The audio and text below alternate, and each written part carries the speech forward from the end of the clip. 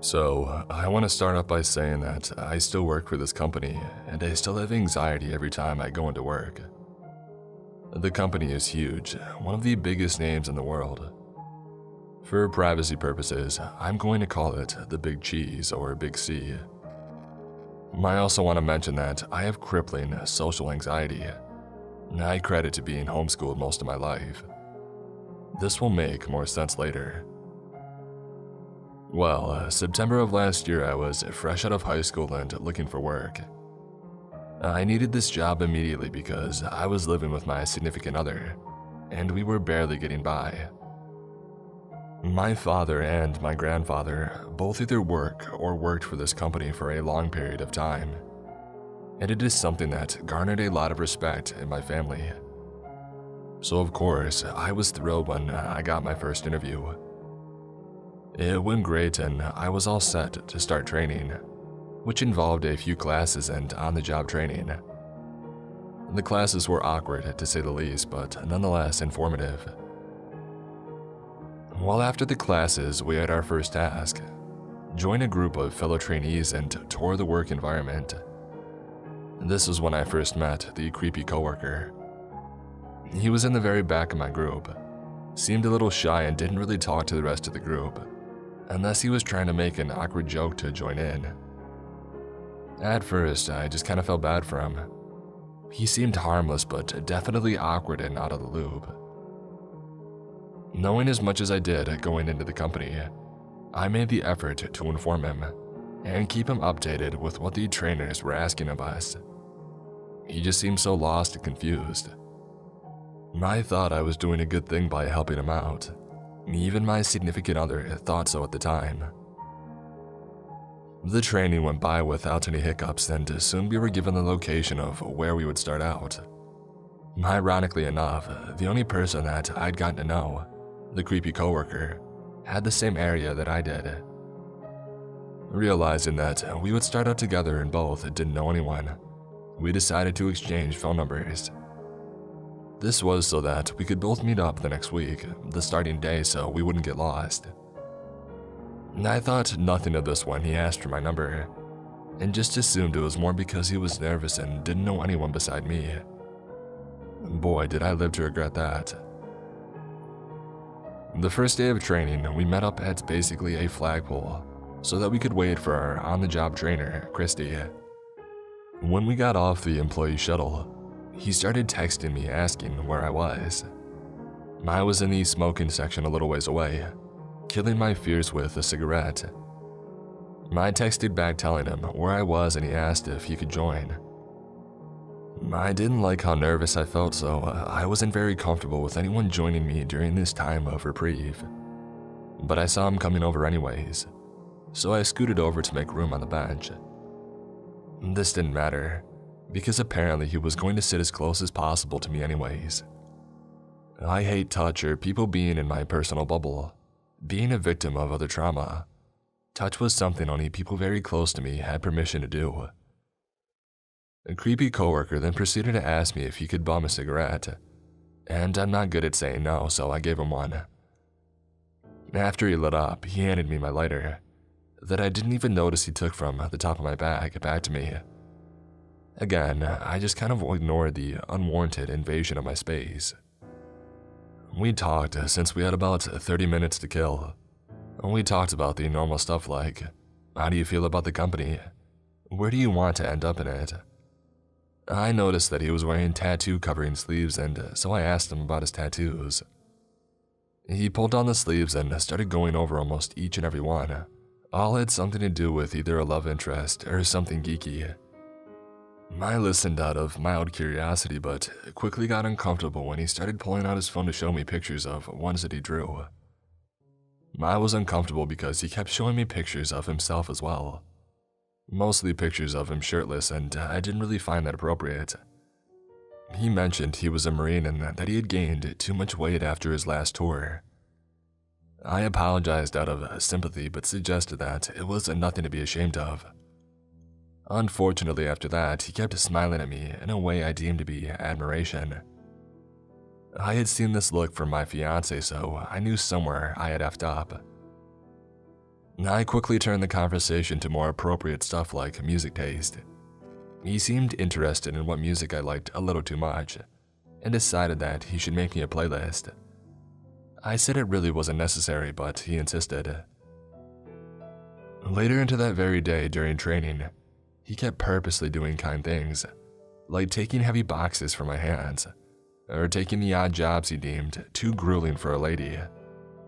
I was a little annoyed, but mostly just glad most of the jobs meant that he would have to go to a different area and give me some space.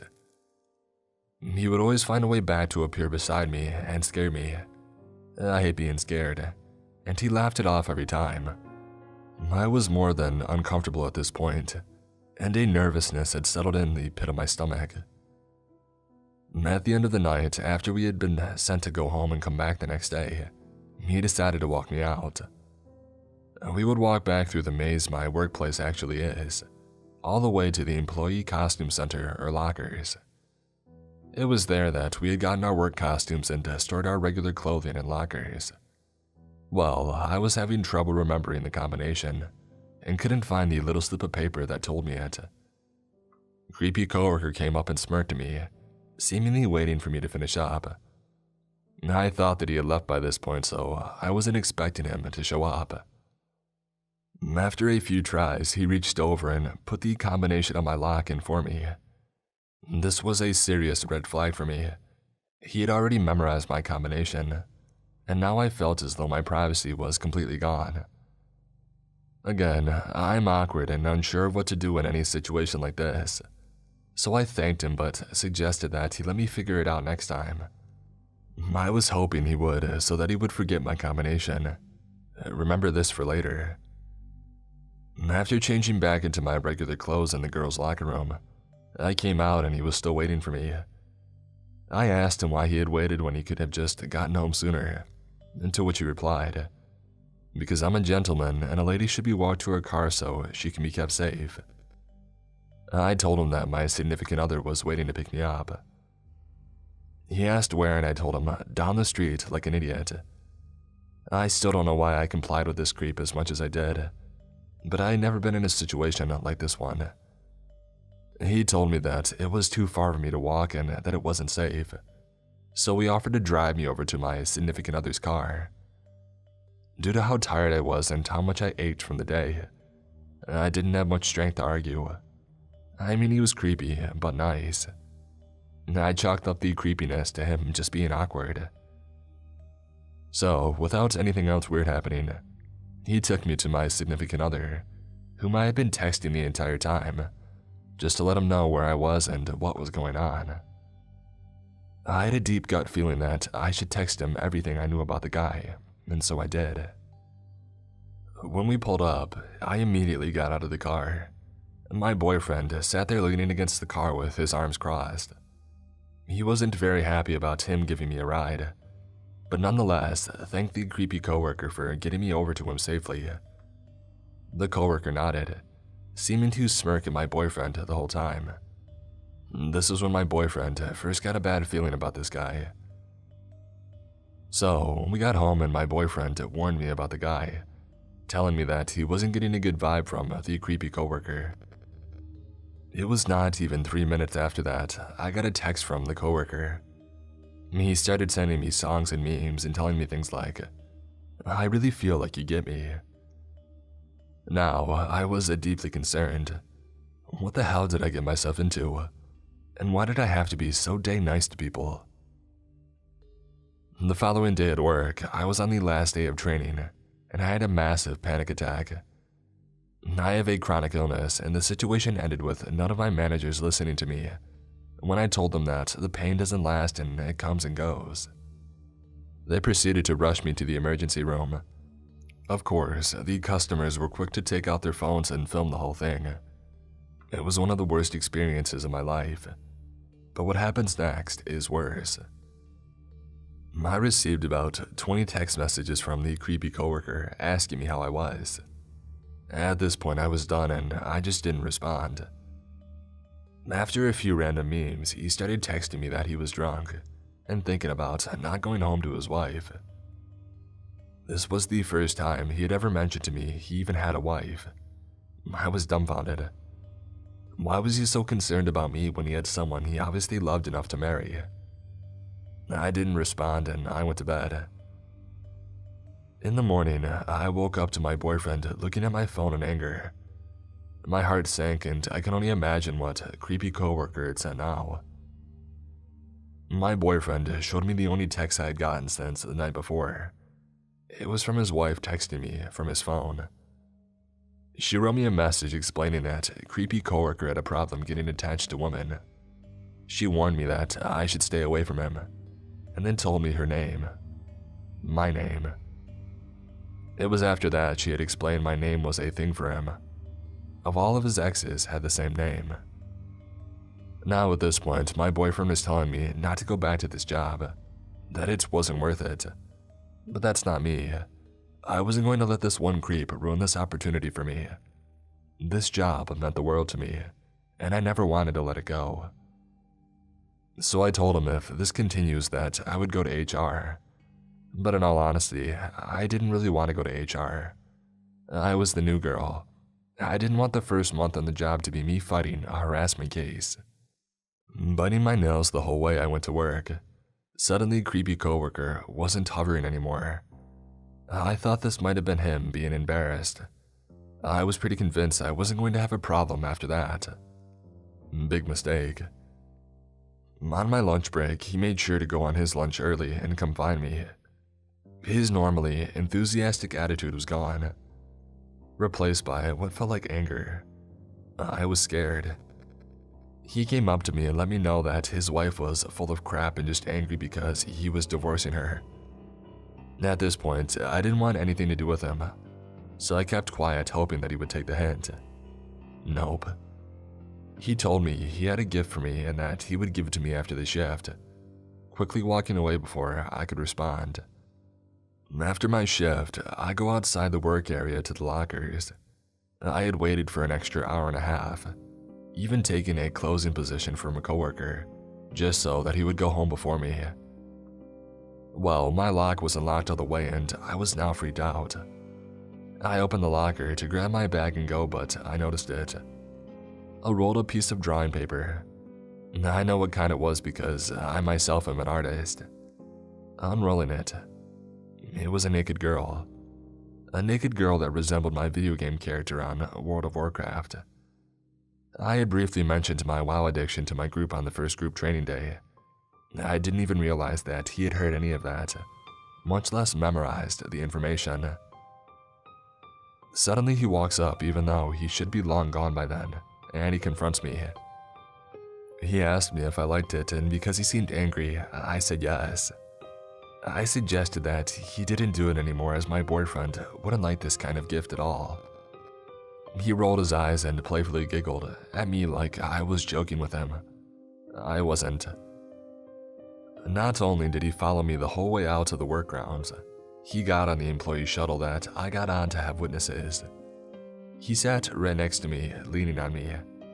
I felt like a deer in headlights, mentally begging someone to suggest that he shouldn't be that close to me. But no one paid any attention. Instead, I spent the whole drive trying to get this man to pull his arm off of my shoulders.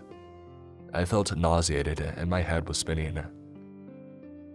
After we got off, I practically dashed off the bus and ran to my boyfriend who parked the car at the entrance to the employee parking zone.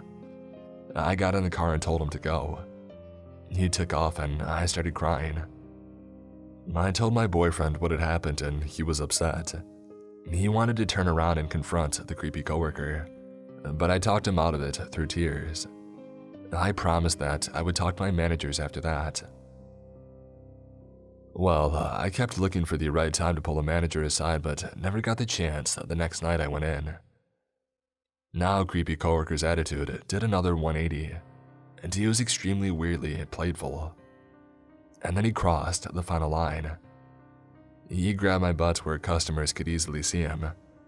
My coworkers kind of laughed and thought it was a game, because this time I was pissed and pushed to my limit.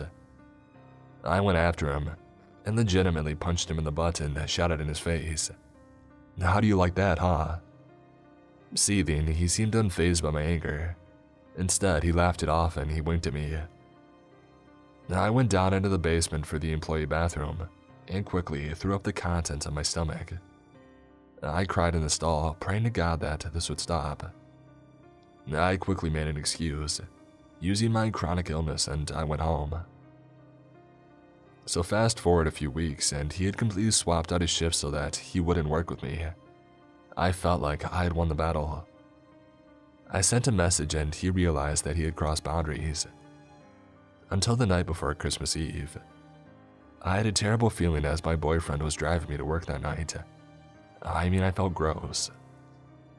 I got to work and he was there, flirting with other girls, suddenly having this big ego that I had never seen him display before. Like I said when I met him, he was shy and awkward. It's like his personality flipped every time that I had to see him. I never knew which side of CC I was gonna get. That night, he actually stopped off as all the other coworkers, including myself, closed the joint.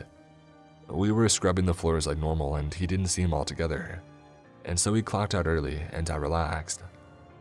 I figured he had gotten in trouble since one of our 4 managers seemed to be upset that he had clocked out without permission. I was there extra late. The evening festivities were done with for the night and my zone was pretty much closed off from customers. And so I walked through the massive property that is my work to get to the street. I had started taking new ways to meet my boyfriend who picked me up, just so I couldn't be followed. This time, I was going to walk straight out of the grounds and onto the street where the bus stops were, and my boyfriend would be waiting at the curb. I was about halfway through my approximately 12-minute walk, and I was in a dark area. Out of nowhere, as I'm sure you've already guessed, creepy coworker shows up. He starts yelling my name and following me from behind. I pretend to not notice and walk faster. He yells my name again and seems angrier, and so I sprint for it. I sprint all the way to cross the shuttle zone and end up crashing into someone's chest. Thank God it was actually my boyfriend, who had a really bad feeling and wanted to be as close to my work exit as possible. I look back and creepy coworker got on a shuttle but was staring from the window, smiling like a Cheshire cat the whole time. Never in my life had I been so terrified. After that, the next night was Christmas Eve and I was supposed to work, but I just knew if I went in, something bad was going to happen to me. So, crying the whole time because I knew I had earned a bunch of points for calling out to avoid him, I cried asking the lady on the phone if I was going to get fired and she said she honestly couldn't say.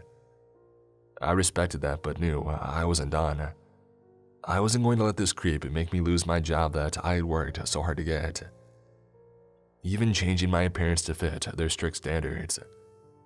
No, so I wrote to the only person I could think of, my trainer, Christy. She was a lead and she is the kindest girl you would ever meet. She had a heart of gold.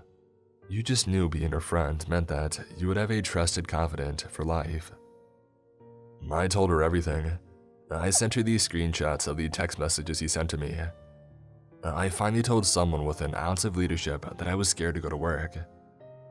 Immediately she responded and asked if she could tell the managers. Even though I was incredibly nervous, I told her yes.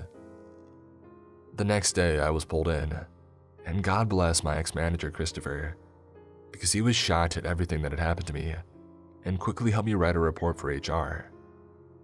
He had led me through the steps and even changed these schedules so I wouldn't work with a creepy coworker unless he specifically traded shifts. 2 months go by, and I am well acquainted with the responsibilities for my work at this point, and I'm comfortable. But of course, there's no stopping a stalker. He had traded his shift and was working the night shift with me. He was angry every time he looked at me, and I avoided him at all costs. And then around halfway through my shift, I'm down in the basement coming back from the restroom. I'm walking up the steps that lead back to my work area, and then I feel someone behind me. Before I could even think a clear thought, I was pushed against the wall, a hand beside my head. He leans in and says, "You should smile more." And then the guy chuckles and walks away. I feel pretty hysterical at this point and I run to the closest lead, crying and trying to explain what happened. It was at this point that my manager Christopher Pissed off that HR was taking so long to investigate my case, went to them to speed it up. Well, after 4 months of an interview process with HR, finally the case was resolved, and not only was he let go, but I was doing really well in my job finally. Nothing to worry me into not paying attention to my duties. The creepy coworker has left me alone ever since, but sometimes I get random friend requests from guys with no pictures and always similar names, always close to his name.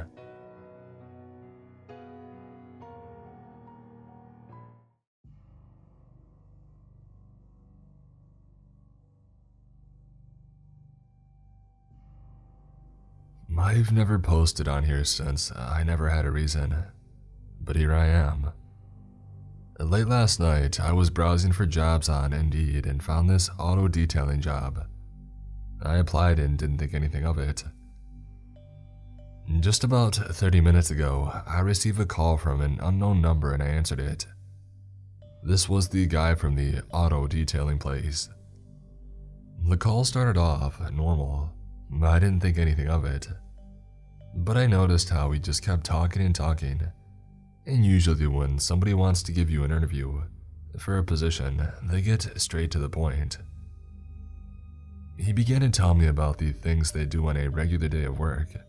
He said they were these so-called vans that they would ride to the client's house to detail their car. And keep this in mind. He started to ask me questions such as, "Are you in school?" Which I replied to him, "I'm not. I graduated high school a couple years ago and have been looking into college, but I'm not sure about it." He started asking me questions that made me uncomfortable. He asked where my parents worked, and the second that I said my dad works for the government, I could feel the awkwardness in his voice. Straight then, I knew something was up. He was saying that he almost feels bad for me because I'm 19, living with my parents because they have good jobs, and I haven't had the chance to flourish. That started to piss me off. I was just on the phone with him at this point to see what kind of scamming job this was. Finally, he asked me if I wanted to come in for an interview. Again, just doing this to see what he was up to, not actually going. I said yes and eventually asked what the address to the place was. This is where things get messed up. He said, "Well, today you won't have to meet us at the office." So obviously I asked him where I was supposed to meet him for this interview. He said, "I want to show you around the van today and meet the manager." Hold up. You want me to have an interview at an unspecified location in a van?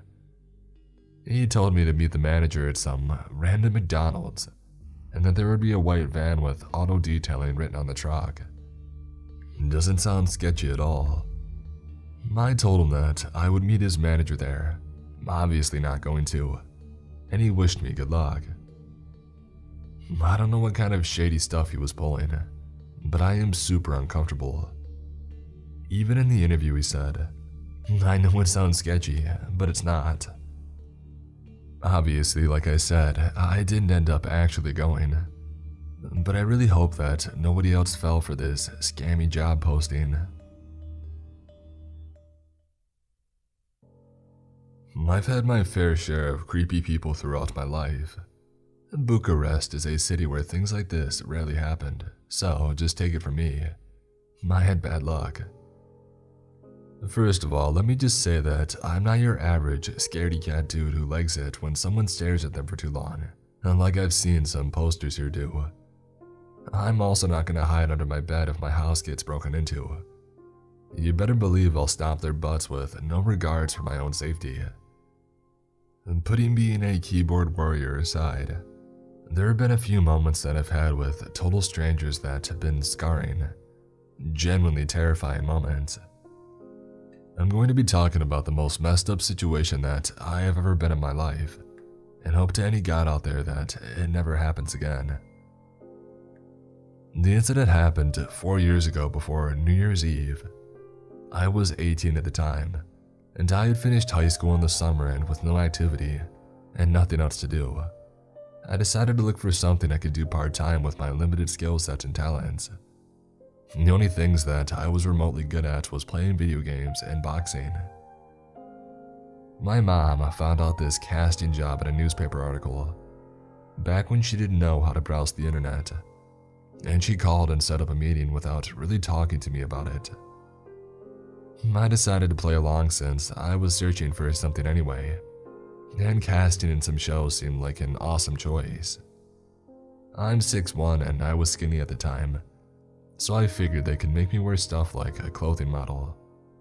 Needless to say, my naivety got the best of me, and I didn't realize things did not work that way. I went to the casting studio and the place was a total wreck. It was in some rundown building at the edge of the city. No windows, the bricks in the wall were cracked, and the withering vegetation was getting a hold of the place. It was also strange that there were no people around, but I figured this is the city's edge and all, then it should be a normal sight. I realized that there was no front door, so I went down some stairway on the far end of the building, which led me to a rotted wooden door. There was no handle or anything, so I didn't even know if I should push or try to pull it with the tip of my finger somehow. I decided that it must be the wrong place, so I called the number which my mom provided me with, and somebody answered. It was, well, she said that she was a woman, but I thought she was a man at first. She had a very low-pitched voice. She was very sweet and patient with me, and told me that this is indeed the building that I should go into. That I should try to hold the door and push it up a bit, and then pull it towards me slowly so it wouldn't break from the hinges. And not to be afraid when I come inside because it's going to be pitch black. Apparently there's no electricity in that area, so I would just need to go forward until I feel another door.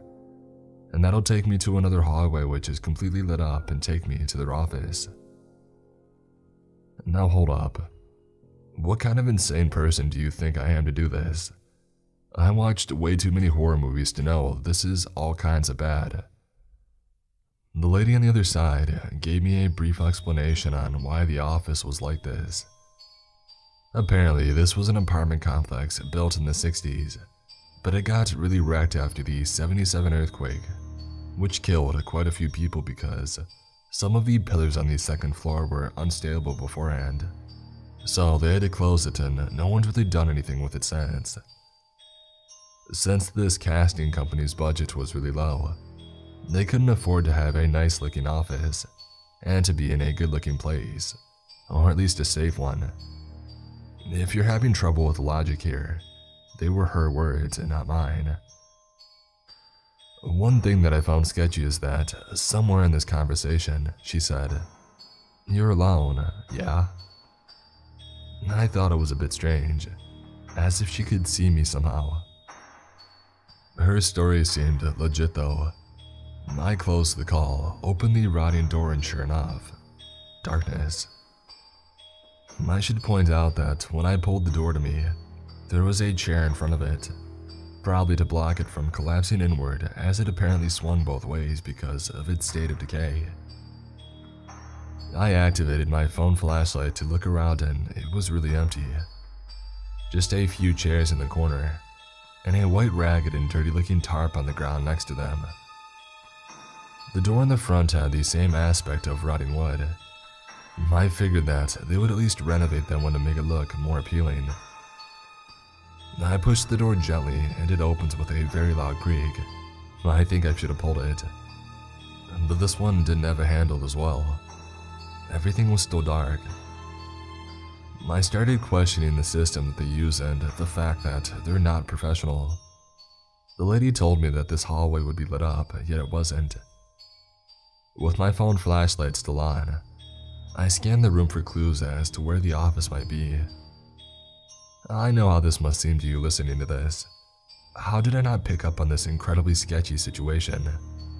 I'm just used to this. In the past, me and my parents didn't have light sources in our backyard.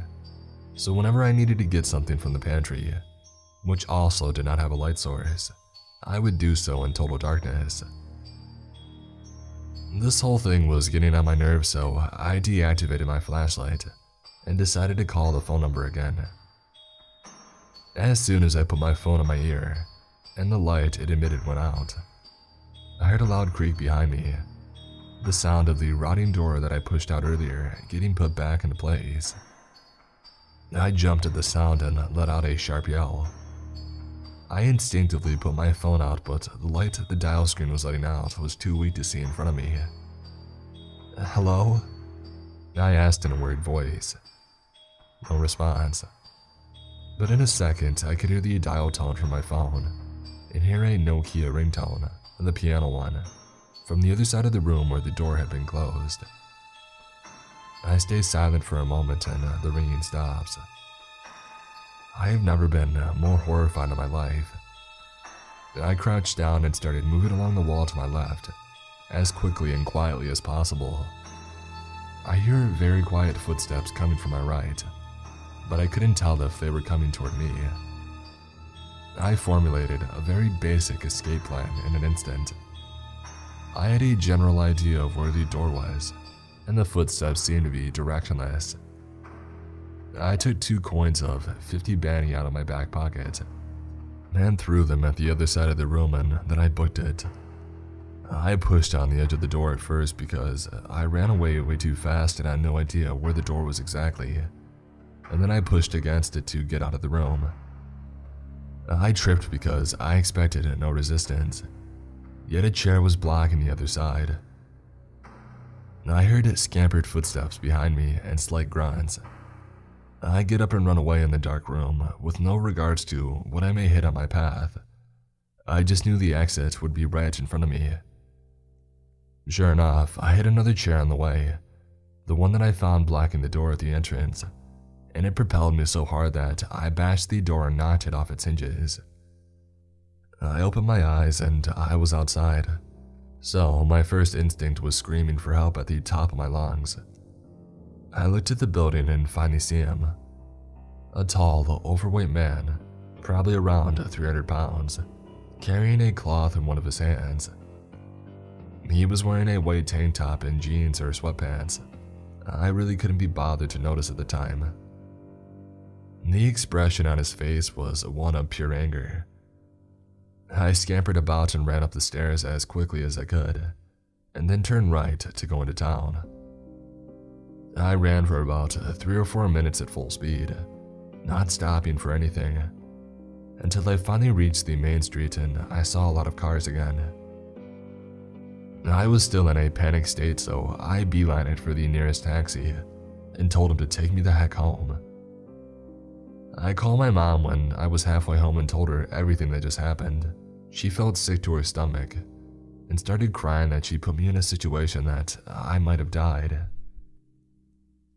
Later that day, I filed a report to our nearest police station and they sent a dispatch there. We were informed that they found traces of a few blunts which had cannabis sativa and a double-edged razor on the ground. They also found a broken Nokia flip phone in the dirt outside. My parents told the police that if they found out anything else, to please contact them. This has left me with some serious issues, as I know I feel very anxious whenever I go to a job interview. I only feel relatively safe if the location is in a very public place, and the interview is at rush hour. One man did this to me. So kids, stay safe and remember, your martial arts training doesn't mean crap when you're scared out of your mind.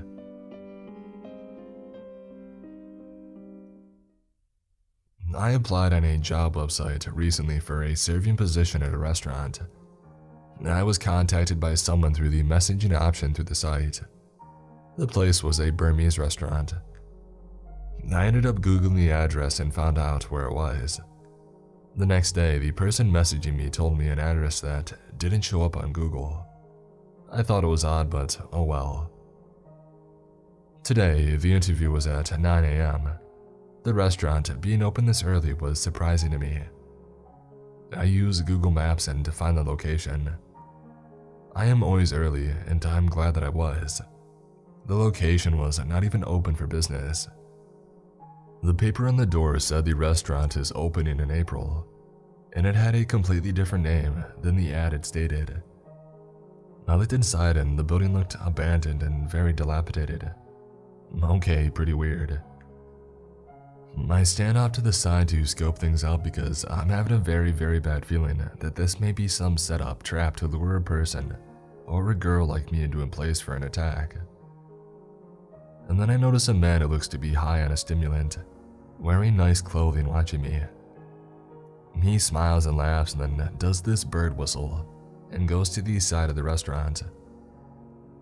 A few minutes later, a man in an Audi SUV shows up, looks at me, starts laughing and meets up with the first guy. They are both around the side and I start wondering if there is a door to get in that way that I didn't know about. I start hearing the men bird whistling, and to my terror, I hear multiple other bird whistles coming from all around the block. However, I see no one. How many people are out there? Why are they hiding in the bushes? I get freaked out. I was going to tell the interviewer to do the interview outside because if I get locked in there, I know that I'm stuck. I ended up trusting my intuition and getting the heck out of there.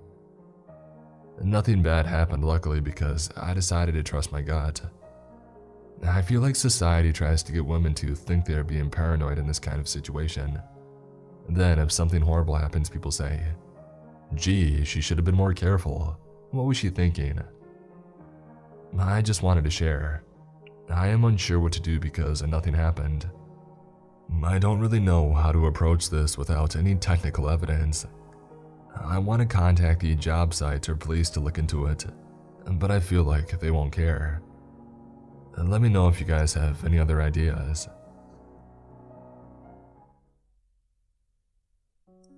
This happened to me in 2016, but I was having trouble sleeping tonight, and my brain dredged this up from my memories.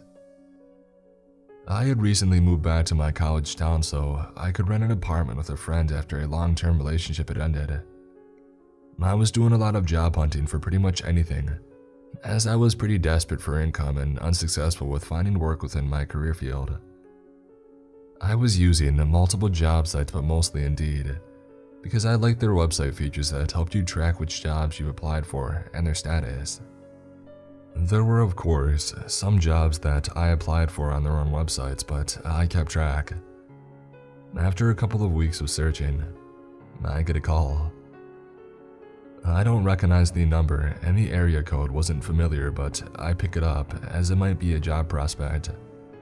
A woman is on the end and she says that she's calling to set up an interview as I had applied for their company. The company's name was not something that I remembered applying for. While on the phone with her, I quickly pulled up Indeed on my laptop and looked through all of the jobs that I had applied for. None matched. I have no idea what this job is, but don't make this apparent on the phone, as I've been job searching for weeks and I'm still unemployed. I asked her for the address of the building and I write it down. Looking back, I can't remember the name that she gave me, but what I do remember was how pushy she was into scheduling the interview for later that evening. I agree to the interview, and I thank her, but as I hang up, I get a very bad feeling. Something doesn't seem right, so I Google the phone number, and it's not linked to a company. I Google the address, and it's also not affiliated with a company. It's from way outside the distance of jobs that I was applying for, almost an hour away from where I live. I pull up Google Street View, and all I can see for the address that she gave me is several smaller rundown buildings with a highway exit in the distance. It looked desolate. I pictured myself driving there around dusk when she scheduled the interview, and I could physically feel this sensation of dread settle in me. I didn't want to go. I brought all of this up to my roomie at the time, and he said that I might be overthinking it, but if I wasn't comfortable with it, to not go.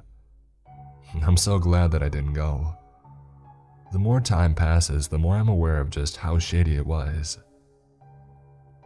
In hindsight, I wish that I had gone to the police, but I didn't at the time because the year prior, I hadn't had much faith in them.